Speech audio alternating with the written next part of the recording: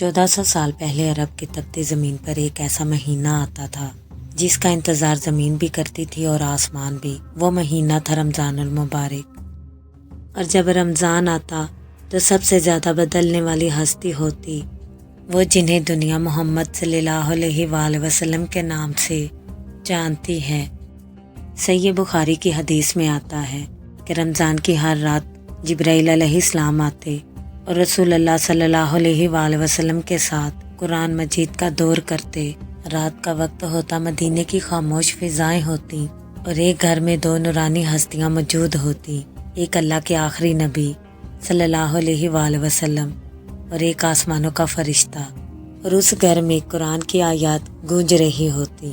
حضرت ابن عباس رضی اللہ تعالیٰ عنہ فرماتے ہیں رسول اللہ صلی اللہ علیہ وآلہ وسلم سب سے زیادہ سخی تھے اور رمضان میں آپ صلی اللہ علیہ وآلہ وسلم کی سخاوت تیز ہوا سے بھی زیادہ بڑھ جاتی تھی۔ جب رمضان آتا تو نبی کریم صلی اللہ علیہ وآلہ وسلم کا دل اور بھی نرم ہو جاتا۔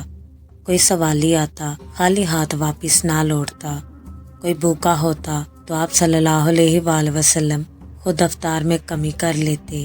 آپ صلی اللہ علیہ وآلہ وسلم ایسے دیتے جیسے کسی کو کل کا خوف نہ ہو، جیسے اللہ کی رحمت آپ صلی اللہ علیہ وآلہ وسلم کے ہاتھوں سے بہہ رہی ہو۔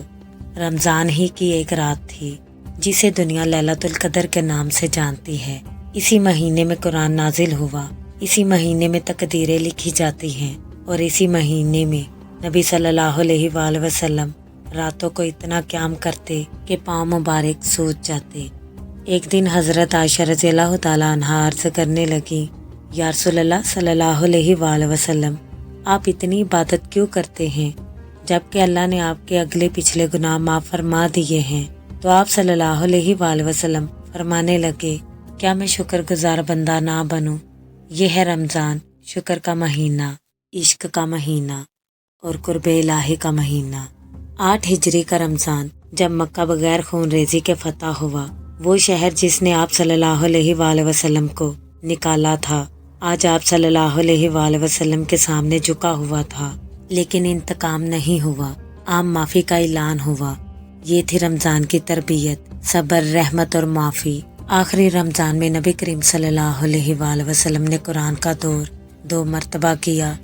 اگر ہم واقعی رمضان کو سمجھنا چاہتے ہیں تو ہمیں رسول اللہ صلی اللہ علیہ وآلہ وسلم کے رمضان کو دیکھنا ہوگا۔ زیادہ قرآن، زیادہ سخاوت، زیادہ قیام، زیادہ آنسو اور زیادہ شکر ادا کرنا ہوگا۔ اللہ تعالیٰ سے دعا ہے کہ اے اللہ ہمیں بھی اپنے نبی صلی اللہ علیہ وآلہ وسلم کے نقش قدم پر چلنے والا بنا دے، ہمیں بھی رمضان کو ویسا گزارنے کی توفیق دے جیسا تیرے محبوب صلی اللہ علیہ وآلہ وسلم گزارتے تھے۔ آمین یا رب العالمین۔ بسم اللہ الرحمن الرحیم۔ اسلامی تاریخ میں کچھ دن ایسے ہیں جو ہمیشہ کے لیے امت مسلمہ کے دلوں میں غم اور عقیدت کے ساتھ محفوظ ہو گئے۔ انہی دنوں میں سے ایک دن 19 رمضان المبارک کا دن ہے۔ یہی وہ دن ہے جب اسلام کے عظیم مجاہد، علم و حکمت کے سمندر اور رسول اکرم صلی اللہ علیہ وآلہ وسلم کے چچا زاد بھائی اور داماد حضرت علی ابن ابی طالب رضی اللہ تعالیٰ عنہ کو مسجد میں نماز فجر کے وقت شہید کیا گیا۔ حضرت علی رضی اللہ تعالیٰ عنہ کی زندگی شجاعت، علم اور تقویٰ کی روشن مثال تھی۔ آپ رضی اللہ تعالیٰ عنہ وہ عظیم شخصیت تھے جو بچپن ہی سے رسول اللہ صلی اللہ علیہ وآلہ وسلم کے ساتھ رہے۔ جب اسلام کا آغاز ہوا تو سب سے پہلے ایمان لانے والوں میں حضرت علی رضی اللہ تعالیٰ عنہ بھی شامل تھے۔ آپ رضی اللہ تعالیٰ عنہ نے ہر مشکل وقت میں رسول اللہ صلی اللہ علیہ وآلہ وسلم کا ساتھ دیا۔ ہجرت کی رات کا وہ عظیم واقعہ کون بھول سکتا ہے جب کفار مکہ نے رسول اللہ صلی اللہ علیہ وآلہ وسلم کو قتل کرنے کا منصوبہ بنایا۔ اس وقت رسول اللہ صلی اللہ علیہ وآلہ وسلم نے حضرت علی رضی اللہ تعالیٰ عنہ کو اپنے بستر پر سونے کے لیے فرمایا تاکہ دشمنوں کو معلوم نہ ہو کہ آپ صلی اللہ علیہ وآلہ وسلم گھر سے نکل چکے ہیں۔ حضرت علی رضی اللہ تعالیٰ عنہ نے بغیر کسی خوف کے اپنی جان کو خطرے میں ڈال دیا۔ یہ ان کے وفاداری اور ایمان کی عظیم مثال تھی۔ اسلام کے تقریباً ہر بڑے معرکے میں حضرت علی رضی اللہ تعالیٰ عنہ نے بے مثال بہادری دکھائی۔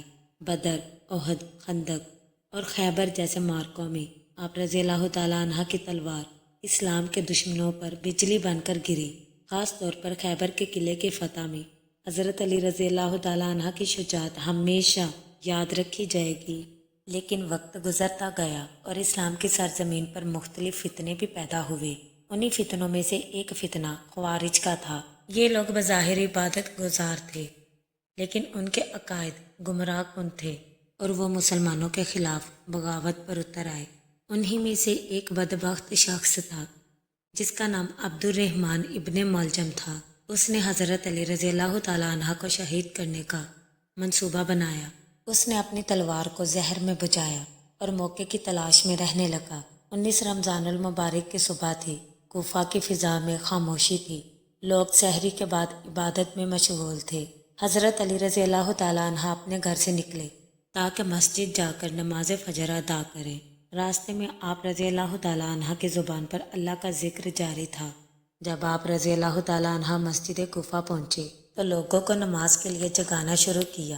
آپ رضی اللہ تعالیٰ عنہ کی آواز مسجد میں گونجی، نماز کے لیے اٹھو، نماز کے لیے اٹھو۔ لوگ آہستہ آہستہ مسجد میں جمع ہونے لگے۔ نماز کی صفیں بن گئیں اور حضرت علی رضی اللہ تعالیٰ عنہ نے امامت شروع کی۔ جب نماز کے دوران آپ رضی اللہ تعالیٰ عنہ سجدے میں گئے تو وہ بدبخت قاتل ستون کے پیچھے چھپا ہوا تھا۔ جیسے ہی موقع ملا اس نے زہر میں بجھی ہوئی تلوار سے حضرت علی رضی اللہ تعالیٰ عنہ کے سر مبارک پر وار کر دیا۔ وار اتنا شدید تھا کہ آپ رضی اللہ تعالیٰ عنہ کا سر مبارک زخمی ہو گیا اور خون بہنے لگا۔ مسجد میں ایک ہنگامہ برپا ہو گیا۔ لوگ چیخ اٹھے اور قاتل کو پکڑ لیا گیا۔ لیکن اس تکلیف کے عالم میں بھی حضرت علی رضی اللہ تعالیٰ عنہ کی زبان سے جو الفاظ نکلے وہ ایمان کو تازہ کر دینے والے تھے۔ آپ رضی اللہ تعالیٰ عنہ فرمانے لگے، رب کعبہ کی قسم میں کامیاب ہو گیا۔ یہ الفاظ سن کر مسجد میں موجود لوگ زاروں قطار رونے لگے۔ حضرت علی رضی اللہ تعالیٰ عنہ کو زخمی حالت میں گھر لے جایا گیا۔ پورے شہر کوفہ میں یہ خبر پھیل گئی اور ہر طرف غم کی فضا چھا گئی۔ حضرت علی رضی اللہ تعالیٰ عنہ 2 دن تک شدید زخمی حالت میں رہے۔ اس دوران بھی آپ رضی اللہ تعالیٰ عنہ صبر اور اللہ کی رضا پر راضی رہے۔ آپ رضی اللہ تعالیٰ عنہ نے اپنے بیٹوں امام حسن اور امام حسین رضی اللہ تعالیٰ عنہما کو نصیحتیں کی۔ آپ رضی اللہ تعالیٰ عنہ فرمانے لگے، اللہ سے ڈرتے رہنا، نماز کو قائم رکھنا اور مظلوموں کی مدد کرنا۔ 21 رمضان المبارک کو یہ عظیم ہستی اپنے رب کے حضور حاضر ہو گئے۔ اس طرح اسلام کا ایک روشن ستارہ دنیا سے رخصت ہو گیا۔ حضرت علی رضی اللہ تعالیٰ عنہ کی شہادت نے پوری امت مسلمہ کو غمگین کر دیا۔ آپ رضی اللہ تعالیٰ عنہ صرف ایک خلیفہ نہیں تھے بلکہ علم، تقوی اور بہادری کی ایک عظیم مثال تھے۔ رسول اللہ صلی اللہ علیہ وآلہ وسلم نے حضرت علی رضی اللہ تعالیٰ عنہ کے بارے میں فرمایا تھا کہ میں علم کا شہر ہوں اور علی اس کا دروازہ ہے۔ حضرت علی رضی اللہ تعالیٰ عنہ کی زندگی ہمیں یہ سبق دیتی ہے کہ حق کے راستے پر چلنے والے کو مشکلات ضرور آتی ہیں، لیکن اللہ کے نزدیک وہی لوگ کامیاب ہوتے ہیں جو صبر اور ایمان کے ساتھ ثابت قدم رہتے ہیں۔ اللہ تعالیٰ ہمیں بھی حضرت علی رضی اللہ تعالیٰ عنہ کی سیرت سے سبق حاصل کرنے کی توفیق عطا فرمائے اور ان کے درجات بلند فرمائے، آمین۔